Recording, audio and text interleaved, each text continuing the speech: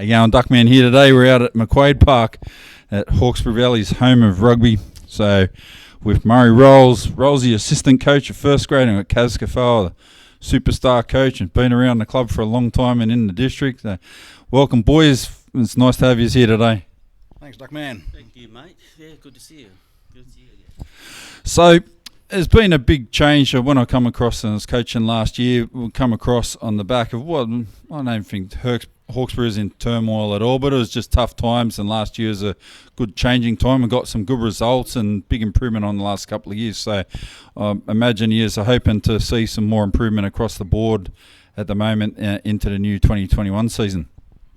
Oh, well, I think Kaz is probably the one to start there, but No, I go. We're looking for a sharp improvement on all levels of grades, fitness, skills, ability, the culture, and the family side of things has always been most important here too.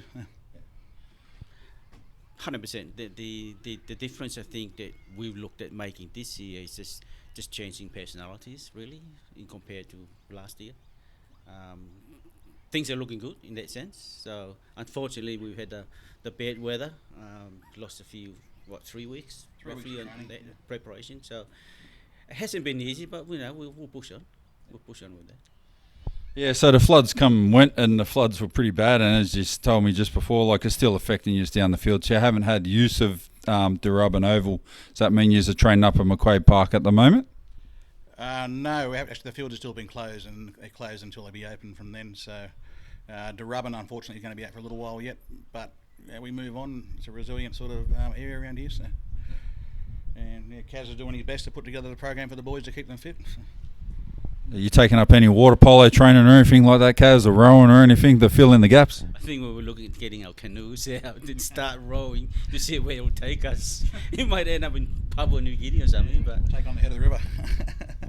You never know at the moment. There's been a lot of water in the area. So one of the issues I noticed last year when I was here, second grade with you guys, and I picked up a lot of you two guys and appreciated that last year. First grade, we're an older side and regenerating, so I imagine that's continuing to happen now. We had a lot of younger guys coming through to second grade last year, so imagine that with their skill sets and everything and the training regime you'll be introducing, that they'll be moving up and filling spots, and there's like continual growth for people that would like to come and give rugby a try here at Hawkesbury Valley. Kaz is the best man for that one? Yes, there's some, as mentioned earlier, there's some changes. Yeah, there's some changes, especially for a lot of young players that were in tours last year that we were working with, that I saw great potential in them. And that's not disrespect to the guys that were in ones in last year. I just thought that we need some changes, and those young ones, I think it was perfect time to give them the opportunity really in ones. So and with the coaching staff that we have, I've got masters in here, a couple of other guys that focus on fitness training. I can see the difference already, so we gotta just move on with that, and hopefully it will sort of work out for us at the end of the year. Yeah. So I noticed the man who never retires, Dane, has decided to put his hand up as third grade coach. Does that mean he's throwing on a third grade jersey as well, or is he available for first grade, or not really looking at that this year? Ken Williams has actually taken on third grade now. So he's one of your old coaches back in the day. Dane is obviously there to help out around the field. He's very good in that side of things. A passionate club vice president too in these days. So. It's always good to have that. You need to have local people involved to run it and get good results and resonate with the community. So you've done a lot more to engage with the community this year. Like COVID made it very difficult last year, but obviously getting a bit of attention there, Hawkesbury Gold Radio. I'll give it a bit of a heads up, but it's all good. It feels like there's a more positive vibe this season around the club. Very much so. We've always been a strong community club. That's what we've based ourselves on, bringing local players in and working with local kids, inviting the families down and making sure there's always a good day. I'll just back up, add to that. Our focus really has just been on youth this year. Yeah, so all the players that we look at and bring into, especially in the ones, are young kids with potential, with skills. So we have been just trying to improve their skill level in different parts of the game. And the best thing about it is that most of these kids are local, just down the road. Yeah. Our local juniors are back. We trying to look after that. So That's a good thing. You have some superstars too. A couple of shoot shield clubs are chasing a couple of your players at the moment. So Benny Rabbo, pick up the phone, mate. Penrith are chasing you. So they're looking around. Benny's one of the strike weapons we've got. It always brings you entertainment too. Very good for a one-liner. Yeah, you got a good community engagement and match day experience, so people can come down here at McQuaid Park and they sit around the oval and get some food and have a good experience around the field. Like, it's not stuffy and claustrophobic, and they can wander up into Windsor and do everything like that. That really adds to the atmosphere of the club and the community and family values that the club's trying to portray, doesn't it? Oh, it does. It's a very historical area, Windsor. This field here behind us, McQuaid Park, it's been had rugby played on it since 1876 with the King's School versus an old military team, and it makes it the second or third oldest sporting field in the country. So it's a real privilege for us to be able to use this, make it home. It is home, and I guess when you look at the bigger picture, what we do with rugby is bringing the family together, and also with that, hopefully more people are coming to the game, which also help the local economy. So it's a plus. It's a win-win situation for not just rugby but the Hawkesbury community at large. So yeah. So have you had good numbers this year in general across the board? So obviously, like I said, last year COVID hit and lost numbers we weren't anticipating to lose. The competition got up and running when everyone wasn't sure how that would lead, and this year I just saw like really good like groundwork laid for in the future, and obviously you're like taking a lot out of that this year moving forward and bringing home some juniors too. Definitely there, and COVID does still affect us because everyone being quiet last year. It's been a very, very busy year for the tradesmen in particular that are having to work long hours and daylight savings. Are you noticing any changes for that, Kas? Well, the changes that I guess that has allowed us this year so far, in regards to our preparation, is being allowed the contact in training, whereas last year, if you recall, that we were sort of limited in that part of it. But this year has been good in that sense up until a month ago. Yeah, So one thing I noticed about your coaching styles that I really like, you gave a high level of ownership to the players in the team to perform the roles. You tell them what they wanted to do and execute the tasks, and gave the guys ownership. So to improve, they needed to take ownership of it, and saw mistakes. You expect improvement and the standards off your teammates, and I imagine that's continued this year, and the buy-in for that would have continued as well, which is very helpful for the whole club going forward. well, it's our philosophy, yeah, and I'm always speaking on that. I have some experience, not in the sporting sort of world, but in corporate world, in managing change. This is basically what we're doing this year. We have to make a lot of change, big change, not a small change. So having that experience, I guess, have sort of helped myself and Rollsy and the rest of the coaching staff, because the change is a lot of people that they would be disappointed, and that's part of our job, I guess, is to make sure that change is accepted as we move forward, and I think so far it appears that way, which is a big plus for us, that we think, okay, then the changes had to happen, but also the current players and previous players are accepting that. So now we can just focus on developing their skills, and I've always been a big part of it. It's you got to take ownership, but we have to give them the tools to make those decisions on the field, yeah, and improve their game. So I think we've done that thus far. So I'm looking forward to the end of the season, wherever we'll end up at. I can guarantee one thing, that these players will learn a lot and be better players for it, and therefore allowing them to take ownership of everything we do. Yeah, we practice, we get on the field. It's your time to act on those tools that we have provided. So hopefully it's going to be a good one. That's the plan. That's really what we are. We're custodians of the game, all players, coaches, spectators, everyone involved, and really need to try to lead to the legacy of what you want. And you're helping identify and develop an identity for Hawkesbury Valley as a club and community club that's going to roll forward. And it sounds like that's in good hands at the moment. You got exciting times this year too. Western Raptors, who it's their third year in the competition this year, they've come up to third division now, so on the back of very strong performances in Division 6 and Division 4, so must be exciting times to have more local competition and rivalry there, so and a good mix of quality players in the competition too. Yeah, I think welcome Western Raptors to third division. It's going to be a very exciting year, as you've said there. They've obviously had some good success in the division below, and they're going to bring through a wealth of players that are coming through. I imagine they're going to be hard in every grade. But most of all, we want to welcome him to the most social division in subbies. Any rivalries Just add on to that. Yeah, no, I enjoy the challenge. You know, they're new into the Div 3, so excited about new challenges they'll bring, and no doubt there will be. But we'll be okay.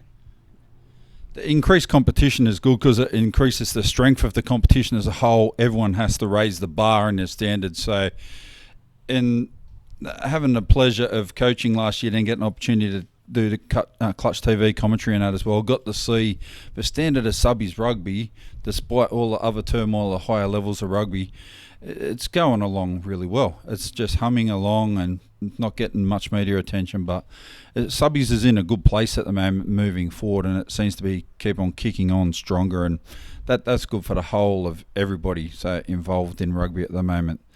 You would have noticed that last year too, Rollsy and Kas, going through all the different clubs, and everybody seemed to be very upbeat and positive with their rugby programs and community engagement.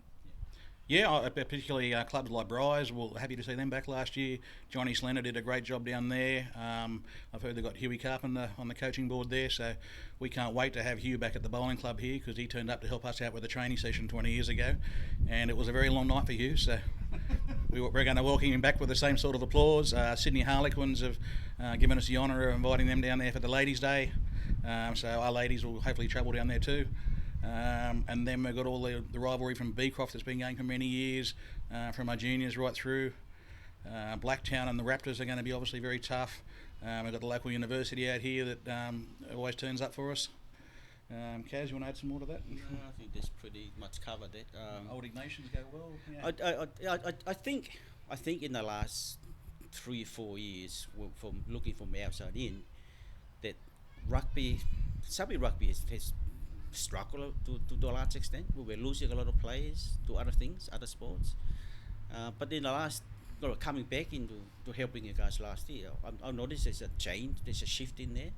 Seems to be a stronger now. Things are coming back on to how it was before. Yeah, well, not quite there, but I think that's positive. Yeah.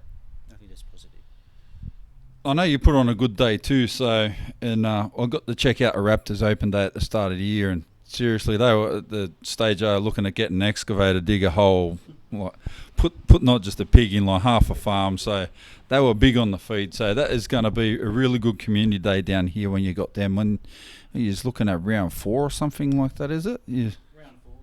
Yeah, round 4 down here. So if you're looking for a good feed, come on down, because 100% there'll be some hungry bodies down here looking for something to eat. So. And shout out to the Scooby and Snakebite there. They're putting on a big feed for the community next week too. At the bowling club afterwards, they're doing the roast and the beef and everything else. And so, we're going to see another curried sausage night this year or something like curry night. Yeah, that's always going to be back there. It's going to be in the colder months like we used to do it. COVID got in the way last year, but we're looking forward to Snakebite chicken wings again. Is there anything you want to see this year that you haven't seen the last couple of years, Kas, you think that could add a bit of flair to the club? I think we can do a little bit more social stuff. Admittedly, I haven't been back here for a few years, so I don't know what was happening during the year. But I think we can look at doing a few more things, like, I don't know, a trivia night, something. Yeah, I remember there used to be very successful nights in years gone by. You know, we run a big trivia night at the Richmond Club there. There was a lot of people, so it was a lot of fun sort of generate for the club as well. So little things like that, I think it would be good to happen. But So it overlooks him effectively, considering the amount of water it's had. It looks in pristine condition, ready to go for rugby. So I feel disappointed for you as you're not able to get training and get the bodies out there working and that. And the grandstand, it just looks picturesque. Seriously, could sell postcards of this place. So there's a lot of bags up the back there at the moment, but it is what it is. So People getting in early for a seat. yeah, pre-season, buying season membership. So get in here. Best seat in the house. That's right. Get in now. So round one, got Matt Croft tribute down here against Hack. So they'll be covered with Clutch TV, won't that? Clutch is coming out to film first grade, second grade and Colts. It's a huge day for the McMillan Croft family. Matthew's daughters are going to run the first grade on, which is going to be a huge thing. Matt and I came to the club together from Gordon many years ago, and Crofty was a big part of this club, and a lot of the guys that are involved on the day still played with Matt, or had the privilege of being around him. I know Kaz has coached Matt over the years too, and had a lot of good nights. So this round one will be a huge day, and also we also lost Peter Allen this year too. He was one of our foundation life members as well. So it's a very sad day for the Allen family as well as the McMillan Croft family, but we'll be wearing 2 black armbands in honour of those families.